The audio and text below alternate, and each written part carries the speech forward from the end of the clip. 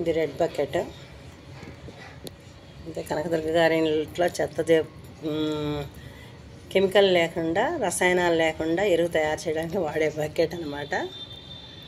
అంతే, మనం ఏది వాడతామో అదే మొక్కలకు కూడా, ఎవరికైనా సరే. మొత్తం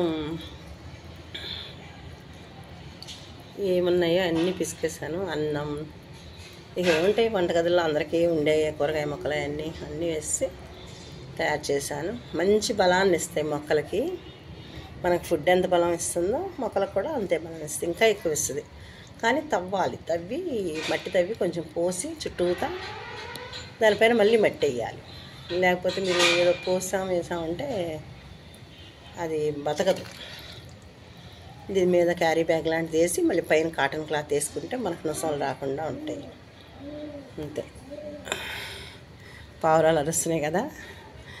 ఇంకా మా దొంగ పావురాయి రాలేదు. అంటే మా హస్బెండ్ చంద్రశేఖర్ గారు ఇంకా డ్యూటీలోనే ఉన్నారు. ఆయన భోజనం చేసేటికి 3 అయిపోతుందేమో.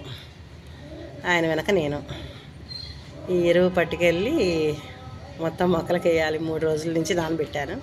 అంటే మన ఇష్టం, మీకు ఎన్ని రోజులైనా నానబెట్టుకోవచ్చు. అల్లాహ్ అక్బర్, రహమతుల్లా బరాకతహు. ఏసయ్య, ఏసునామను కొందనాలు. శివయ్య, శివోహం, హరహర మహాదేవ, శంభో శంకర. లక్ష్మీదేవి ఎవరికి ఇష్టం ఉండదండి?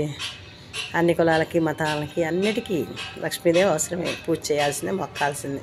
దానిలోనే ఏసయ్య ఉంటాడు, అల్లాహ్ ఉంటాడు, శివయ్య ఉంటాడు. ఈ మొక్కలకు పోసినప్పుడు కూడా చూపిస్తాను. ఇప్పుడంటే ఒక చేత్తో నాకు చేతులు కూడా బాగా పెయిన్ వచ్చేస్తున్నాయి. Strained, I'm very strained. మొక్కలకి ఇద్దాము, మొక్కలు పెంచుదాము, మంచి పని చేద్దాం.